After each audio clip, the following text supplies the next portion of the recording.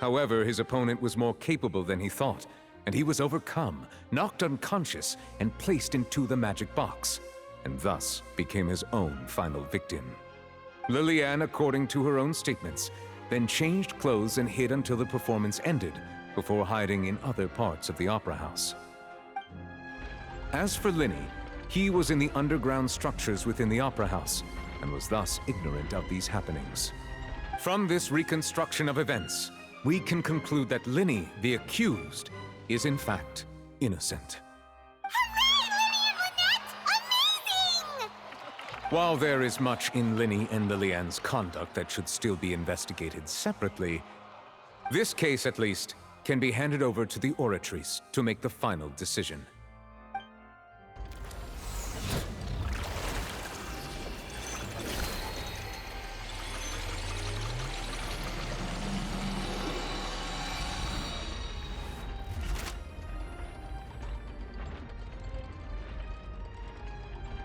As such, Linny and Lynette are officially declared not guilty.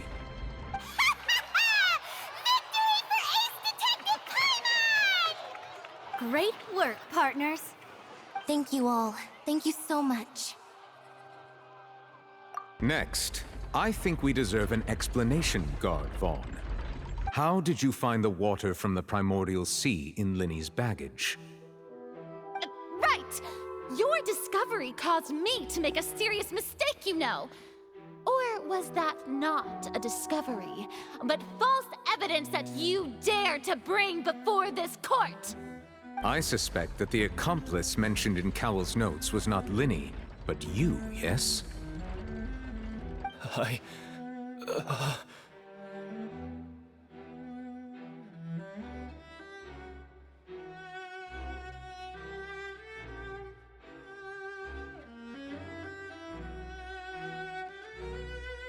I'm sure you know what you must do to lessen your sentence. Speak quickly! Unless you want to earn yourself a one-way ticket to Coupon Town. I was just following orders. We were supposed to place blame for the serial disappearances onto Linny, and thus cause suspicion to fall on the Fatui. The higher-ups said this was the best opportunity to do so. And now that your plan has fallen through, and the secrets of the water have been revealed, you have become a liability to said higher-ups, yes? Therefore, you would be wise to tell everything you know and seek the protection of the guards. Yes, I'll tell you everything I know. Our boss discovered that the water can cause people to dissolve. It can also be made into a potion, which when extremely diluted, can cause people to experience unforgettable exhilaration. We've been in this business for a while now, and have made decent mora off it. The disappearances were also the boss's idea. I mean, this is the boss we're talking about. The...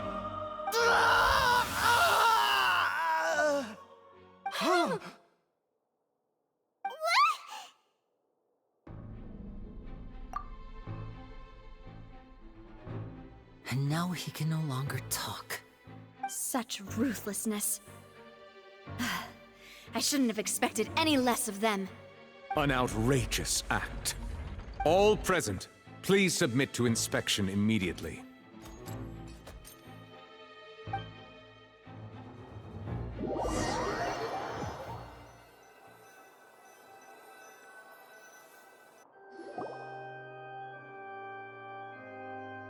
So, we're just going back now?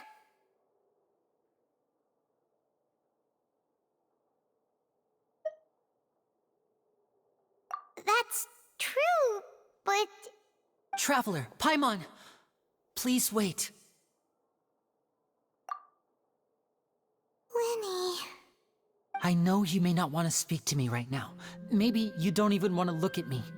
But still, let me thank you again for defending me to the end, even after you learned that I'm a member of the Fatui.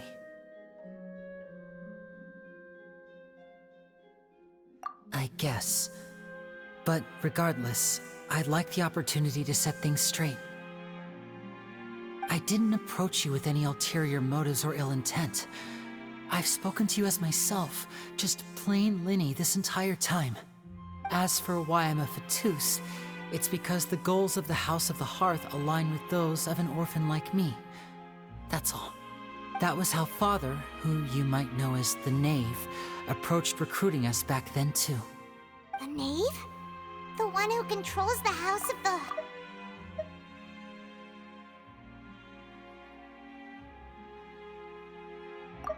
The Knave? The one who controls the House of the Hearth?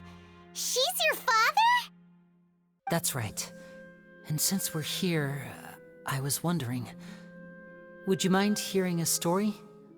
It's about my past. Back when our parents first died, Lynette and I were left wandering the streets.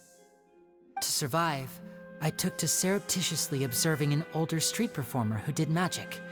It took me several days to figure out how he pulled off his amazing tricks. I took my sister through several streets until we found a crowded corner, and we began to perform magic tricks there. To my surprise, we proved to be pretty popular, and we could at least stop worrying about where our next meal would come from for a time. But I didn't want my sister to remain a street rat together with me forever. Before long, an aristocrat came to me and claimed that he wished to take us in after watching my performances. So you went from orphans to nobility just like that? That was how we felt at first too. As if fate was on our side and we could say goodbye to those painful days. But I gradually discovered that while we were called foster children, he was really after my talent for magic tricks. He would constantly take me to all sorts of banquets to garner attention, which he would then use to expand his social circles. That doesn't seem too bad either. Better than roaming the streets at any rate. It took a while for me to realize just how dark his heart really was. After one particular performance at a banquet, I discovered that Lynette was not on the same return vehicle as me. I waited a long time after we returned home, but she did not come back. I went to that noble's bedroom and asked him about her whereabouts. The answer he gave me was, she caught the eye of the most eminent person at the banquet, so I sent her over as a gift. I mean, you'll be able to perform your magic regardless of who your assistant is, yes? Oh no. So he was gonna... But wouldn't Fontaine's laws deal with such people? As far as outsiders are concerned, this is a relationship akin to adoption or foster care, and they have their ways of escaping the eye of the law.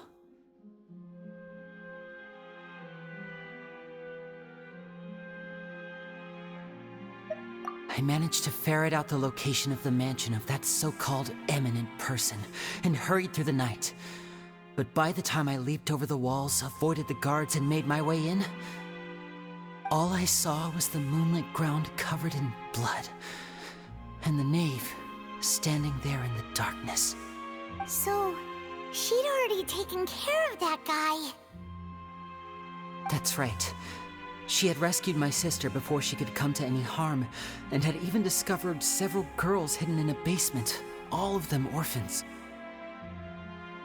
Father, I mean, the knave, might have seen something in me, and so she made me an offer.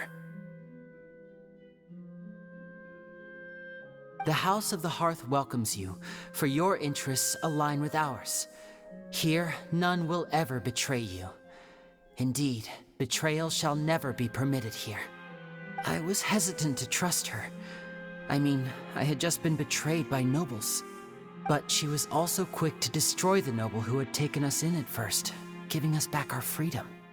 Oh, so that's how the two of you joined the House of the Hearth.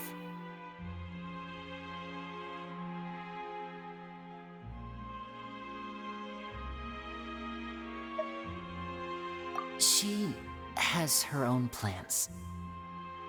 She has gained permission from the Tsaritsa to first use the Gnosis' power once she obtains it. She plans to use it to find a way to break the prophecy and save Fontaine. So, she believes in that prophecy too? That's right.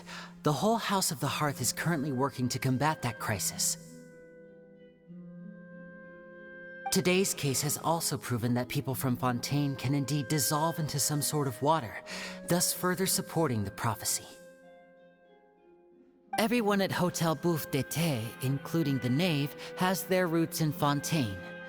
And we will always defend our homeland. To us orphans, the only connection we have left to this world, apart from our family, is our homeland. So, from small deeds like distributing magic pockets to huge schemes like stealing a Gnosis, everything is aimed at dealing with that prophecy.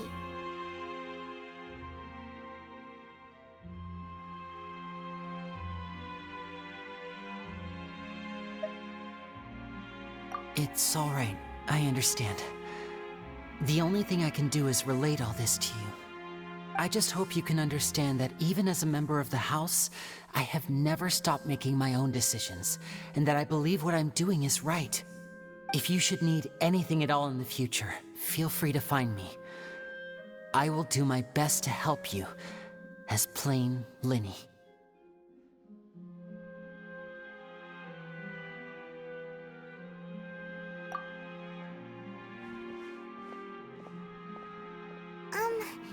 Bye, Linny!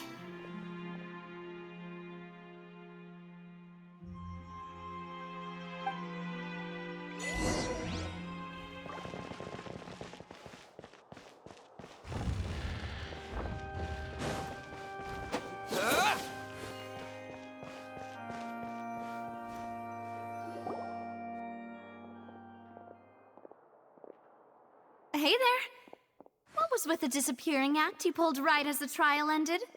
Were you looking for us, Navia? Well, this whole thing isn't exactly over, is it? I do feel that we're getting closer to solving the serial disappearances case, though. Don't you think so, too? Huh? What's wrong, my dear partner?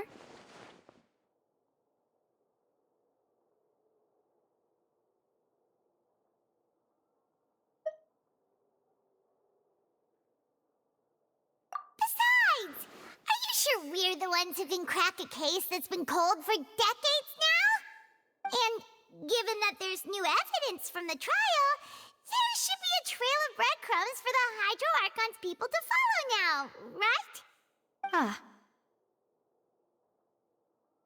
I see. Well, I won't lie. I'm a little shocked to hear that from you.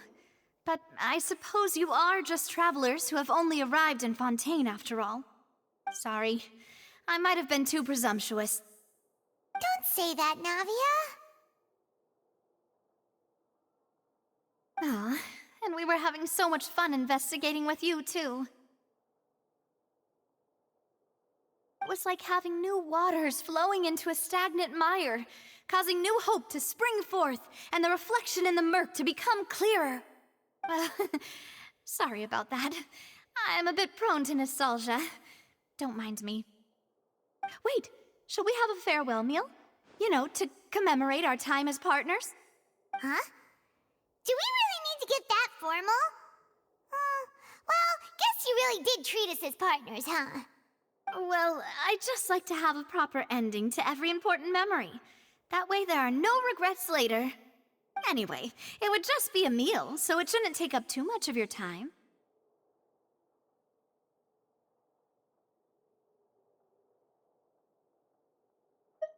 You don't have to twist Paimon's arm. If Boss Navia's treating, count Paimon in! Oh, wonderful. In that case, why don't we return to the Court of Fontaine and head to the Hotel de Boer? I believe we'll make it just in time for dinner.